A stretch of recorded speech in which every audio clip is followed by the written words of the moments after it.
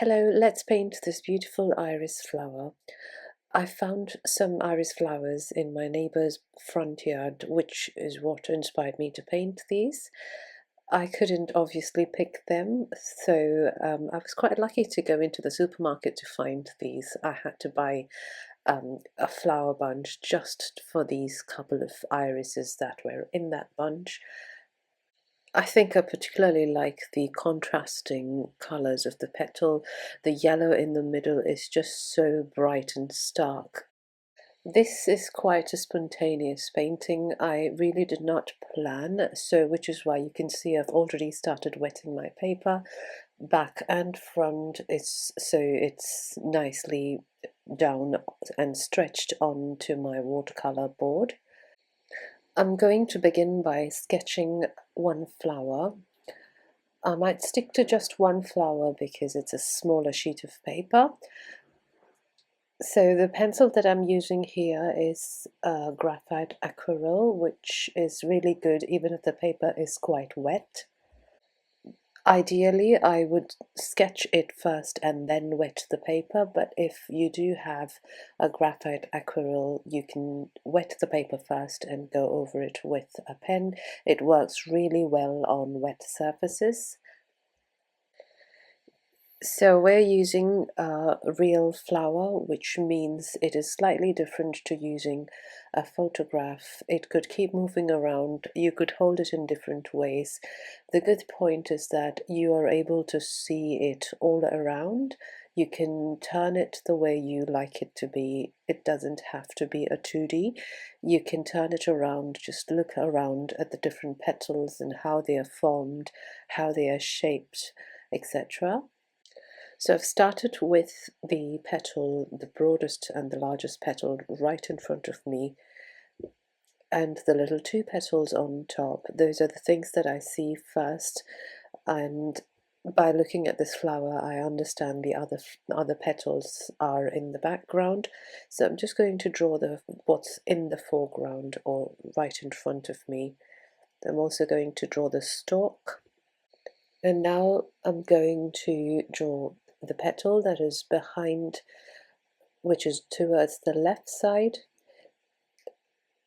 So when you see the petal on a real flower, it could feel a little bit challenging in the beginning to get the right shape.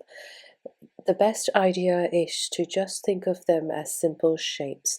Don't think of them as a flower, but just as simple shapes, and we'll see if we can tackle the simple shapes first and then add on details. It is also a great idea if you can squint your eyes in a way that when you look at the flower, everything goes a little bit blurry and you're just seeing the basic shapes.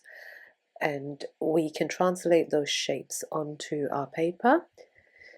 When you're painting from life, it is also a good idea to keep the subject as well as your paper in a same level or orientation. So which is why I have the flower right beside my paper in the same way I'm looking at it.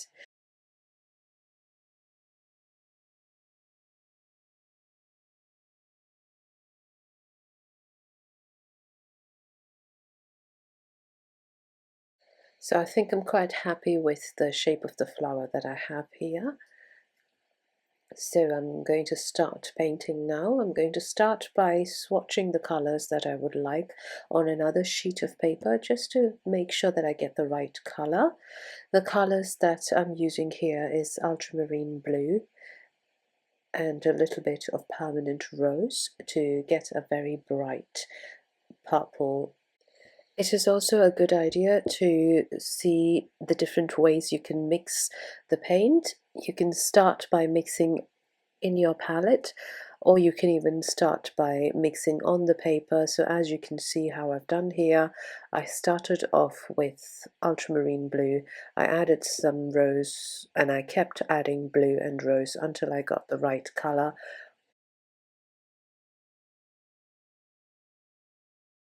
The yellow that we'll be using is cadmium yellow. It is a very bright and yet warm yellow. I absolutely love this yellow. And for green, I'm going to use olive green. And if I need a deeper green, I can always add a tiny bit of deep warm red and a little bit of ultramarine blue to get a very deep green.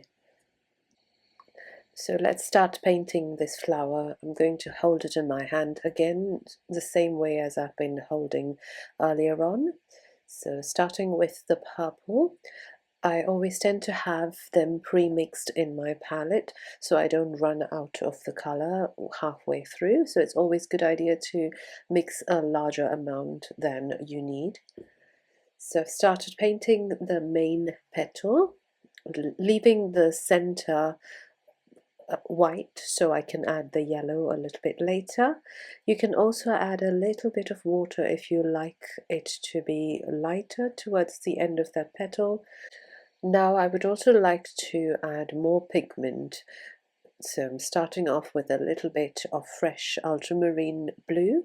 So you can see when I added ultramarine blue here, I did not have a lot of water on my brush. It was more pigment but very little water or no water at all. And to soften the edges, you can wash your brush again and just rub along the sides of those hard edges. You can see how soft the middle is right now. And let's drop in some cadmium yellow. You can watch it spread slowly into the blue as well. It is absolutely fine for it to spread into the other color. It in fact gives a more dramatic outcome. Now I can see that the yellow is spreading too much into the blue and I'm losing the whites in between the blue and the yellow, so I can use a lifting out technique to lift out some paint. So you can see I'm bringing back a little bit of white in that mixture.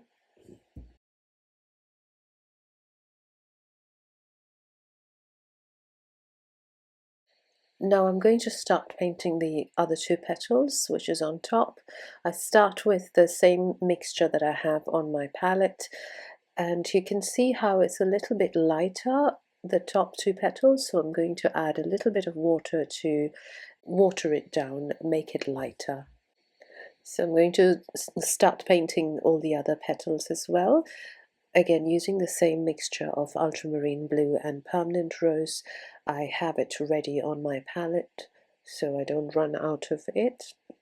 And I can also see that the other petals are slightly lighter, and also because it's not in the foreground, I can always lighten it out, give lesser details.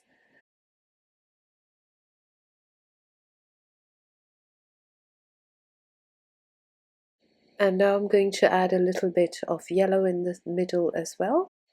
And let's paint all the other petals now. I start with the next one with the same mixture, a little bit more ultramarine blue. I'm trying to vary the amount of blue and rose so I get a little bit more exciting wash compared to a rather monotonous purple wash. So in this petal you can see there is tones of blue and tones of rose in different areas.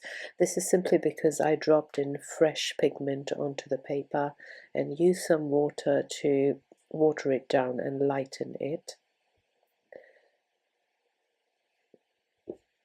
And the next petal, which is in the back, I'm going to do a quick couple of brush strokes, not a lot of details because that is not our focal point, or I don't really need to add a lot of details for what is in the background.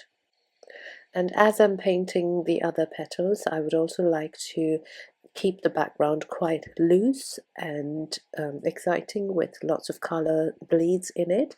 So I can use a little bit of water to sort of get the colors to spread into the background as well. And for the next petal, I am starting off with a little bit of fresh ultramarine blue, and then I'm going to finish it off with the purple that I have mixed in the palette. So you can see how I have a different color to the end of that petal, and a much lighter purple for the petal that is behind. It is angling away from us, as you can see in the flower. So I would like to represent that in a lighter color, just to give the impression of the petal being far away from us. And now, while these petals are still quite damp, I'd like to drop in the same color, but this time with less water compared to the first time we painted. So you can see it's feathering out onto that damp area, but at the same time you can see that I've added some deeper color onto those petals.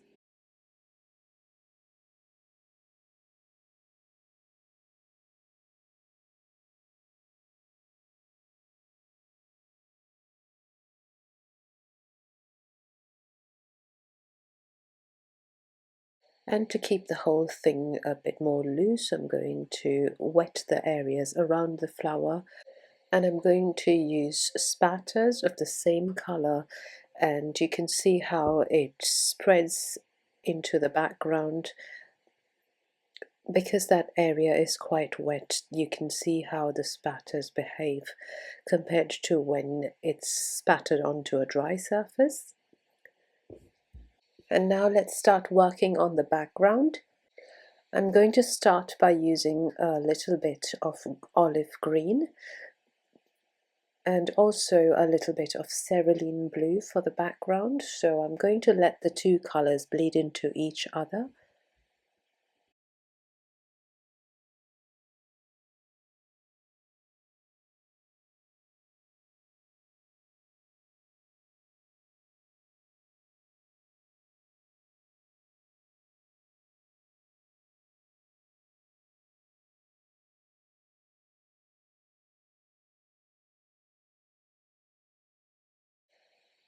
And for the stem, I'm going to use the same olive green, but this time not a lot of water. It will definitely bleed into the background as well, which is completely fine. I'm just going to place the colors there for now. And I can see the background is quite wet. I can see how the green is spreading into the other areas as well. I quite enjoy watching this, and this is one area of watercolor where you could feel that it is all out of control. But in fact, this is a really fun thing you can do with watercolors. It also helps you gain a lot more confidence in using watercolors when you're trying to let go and enjoy the process. Most of the time, it is so easy for us to worry that it's not going to look right. But I do feel that if you just let the paint do its job on paper and let the water flow and just create magic on paper, it's always really good to just have your brush to sort of facilitate what's happening on paper and sit back and enjoy the process. So you can see how I've placed the green, and it's sort of feathering out into the background. At this stage, you can do a little tweaking to make it look the way you want it, and that is by lifting out in areas where you don't want a lot of color. You can always lift out by using a damp brush. You can even add more pigment into that wet area. And so here I am adding a little bit more green, and this time you can see it's darker than the ones in the background, which is because I have used very little water. In fact, some fresh pigment straight from the pan. You can also mix it with a little bit of ultramarine blue to get that deep green. Now, while that is drying, I'm just going to wet the other side of the flower just to add a little bit more spatters. I am really enjoying this process at this stage. I'm not thinking too much about how perfect it should look, but rather I would like to experiment and show off the beauty of watercolor just by using a lot of loose washes and keeping it quite vibrant.